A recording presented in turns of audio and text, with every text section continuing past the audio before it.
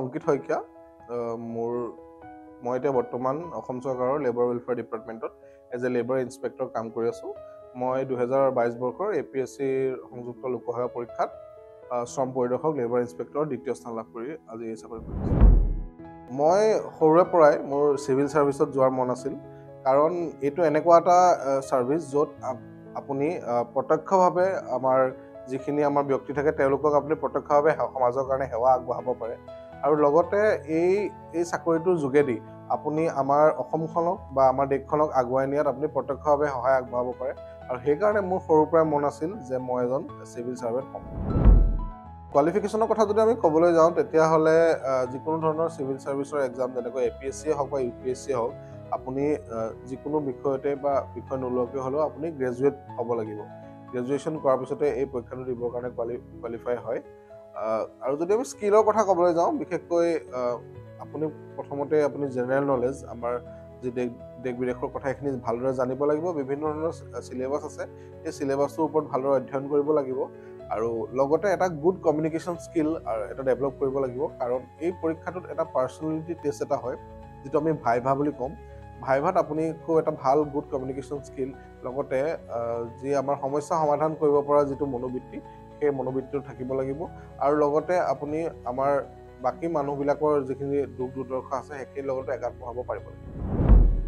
Challenges বুলি ক'বলৈ গ'লে প্ৰথমতে হৈছে যে প্ৰফেচনেল লাইফ আৰু পাৰ্চনেল লাইফটো বেলেঞ্চ কৰাত কেতিয়াবা কিছু অসুবিধাৰ সন্মুখীন হয়, কাৰণ আমাৰ যিহেতু এটা ব্যস্ততাপূৰ্ণ আমাৰ কৰ্মজীৱন, তাৰ মাজতে আমি পাৰ্চনেল টাইমো উলিয়াবলগীয়া হয়। আৰু দ্বিতীয়তে আন এটা চেলেঞ্জ ক'বলৈ গ'লে, কেতিয়াবা পাব্লিক গেডাৰিঙত এনেকুৱা ধৰণৰ চিটুৱেশ্যন ওলাই যায়, ল এণ্ড অৰ্ডাৰ চিটুৱেশ্যনো হ'ব পাৰে বা আন কিছুমান চিটুৱেশ্যন।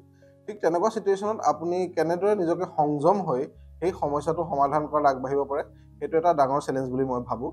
আৰু ৰিৱাৰ্ড হিচাপে ক'বলৈ গ'লে, যিহেতু আমি প্ৰত্যক্ষভাৱে আমি দুখীয়া মানুহে হওক বা যিখিনি মানুহক সহায় লাগে তেওঁলোকক আমি ডাইৰেক্টলি সহায় কৰিব পাৰোঁ, তো মই ভাবোঁ যে ইয়াতকৈ ডাঙৰ ৰিৱাৰ্ডৰ একো হ'ব নোৱাৰে।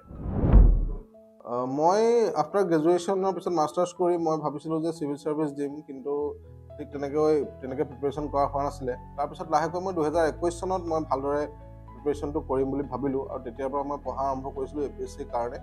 আৰু 2022 বৰ্ষৰ সংযুক্ত লোকসেৱা পৰীক্ষাত মই যিটো আমাৰ APSC CC পৰীক্ষা বুলি কয়, সেই পৰীক্ষাটোত মই শ্ৰম পৰিদৰ্শকত মই দ্বিতীয় স্থান লাভ কৰিবলৈ সক্ষম হৈছিলোঁ।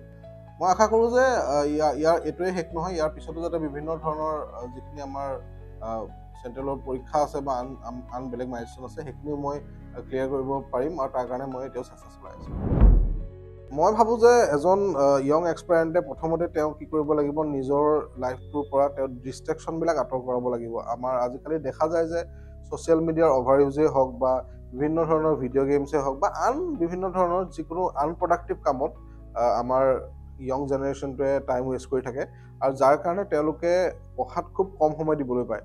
মই ভাবোঁ যে যিকোনো ধৰণৰ পৰীক্ষা পাছ কৰিবৰ কাৰণে, যিহেতু এইটো এটা হাইলি কম্পিটিটিভ এক্সাম হয়, ইয়াতে বহুত মানুহে এপ্লাই কৰে, তো মই ভাবোঁ যে এটা টাইম মেনেজমেণ্ট কৰাটো খুব দৰকাৰী, আৰু প্ৰতিটো ঘণ্টা যাতে তেওঁলোকে নিজৰ এই পৰীক্ষাটোৰ নামত দিব পাৰে, খুব ভালদৰে পঢ়ি, আৰু লগতে আন বিভিন্ন ধৰণৰ বিষয়ৰ পৰা নিজকে আঁতৰি থাকি একমাত্ৰ নিজৰ এইম ইন লাইফত মনোনিৱেশ কৰাটোৱে মই ভাবোঁ তেওঁলোকৰ কাৰণে দৰকাৰী। আমাৰ ইয়াতে এতিয়া দেখা গৈছে অসমত খুব এটা চিভিল ছাৰ্ভিচৰ এটা খুব ভাল ট্ৰেণ্ড চলি আছে।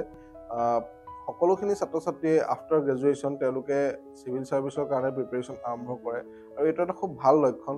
কাৰণ মই ভাবোঁ যে UPSC হওক বা APSC হওক, যিহেতু দুইটা চিলেবাছ অলমষ্ট চিমিলাৰ, এই চিলেবাছৰ যিখিনি বস্তু সেইখিনি মোৰ মতে সকলোৱে পঢ়িব লাগে। এইটো নহয় যে তেওঁলোকে পৰীক্ষা দিব বা আন কিবা, কিন্তু এই কথাখিনি সকলোৱে জানিব লাগে যে পৃথিৱীত কি চলি আছে, আমাৰ দেশখন কেনেদৰে চলে। তো মই ভাবোঁ যে আমাৰ অসমৰ যিটো এটা ভাল এটা চিভিল ছাৰ্ভিচত যোৱাৰ ট্ৰেণ্ড চলি আছে, সেইটো খুব ভাল। আৰু ইয়াৰ কাৰণে বহুত বেছি কষ্টও কৰিব নালাগে, কাৰণ আজিকালি আমাৰ মেটেৰিয়েলো বহুত এভেইলেবল হৈ থাকে।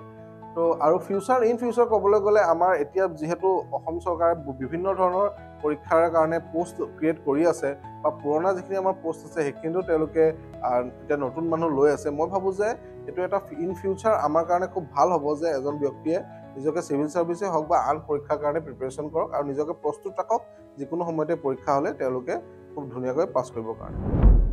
মই ভাবোঁ আজিকালি ইণ্টাৰনেটত খুব বেছিকৈ আমাৰ UPSC বা APSC বিভিন্ন ধৰণৰ মেটেৰিয়েল ফ্ৰীকৈ এভেইলেবল আছে। তেওঁলোকে তাৰ কাৰণে তেওঁলোকে এইবিলাক পাৰ্চু কৰিব পাৰে আৰু লগতে আমাৰ বিভিন্ন ধৰণৰ কোচিং ইনষ্টিটিউটবিলাকেও কোচিং তেওঁলোকে প্ৰভাইড কৰে ফ্ৰী কোচিঙেই হওক বা পেইড কোচিঙেই হওক তো তেওঁলোকে এইবিলাক ল'ব পাৰে আৰু মই ভাবোঁ যে কোচিঙেই হওক বা মেটেৰিয়েল যিকোনো লওক তেওঁলোকৰ এইটো এটা মাত্ৰ 20% অফ দিয়াৰ প্ৰিপেৰেশ্যন বাকী তেওঁলোকৰ গোটেই কথাখিনি নিৰ্ভৰ কৰিব তেওঁলোকে নিজে কেনেদৰে পঢ়িছে আৰু নিজকে কেনেদৰে এই পৰীক্ষাটোৰ কাৰণে সমৰ্পিত কৰিছে যদি তেওঁ খুব ভালদৰে পঢ়ে খুব ভালকৈ টাইম মেনেজমেণ্ট কৰে আৰু খুব ভালদৰে প্ৰতিটো চিলেবাছৰ প্ৰতিটো কথাই হওক নিউজ পেপাৰ হওক খুব ভালদৰে তেওঁলোকে মনত ৰাখে তেতিয়াহ'লে এই পৰীক্ষাটোত তেওঁলোকে উত্তীৰ্ণ হ'ব পাৰিব আৰু ইয়াৰ উপৰিও তেওঁলোকে নিজৰ পাৰ্চনেলিটিটো ডেভেলপ কৰাত গুৰুত্ব দিব লাগে কাৰণ এই পৰীক্ষাটোত পুথিগত জ্ঞানৰ উপৰিও তেওঁলোকক দৰকাৰ হ'ব এটা ভাল পাৰ্চনেলিটি আৰু লগতে তেওঁ এটা গুড কমিউনিকেশ্যন স্কিল মই ভাবোঁ এই দুটাৰ ওপৰতো তেওঁলোকে কাম কৰিব লাগে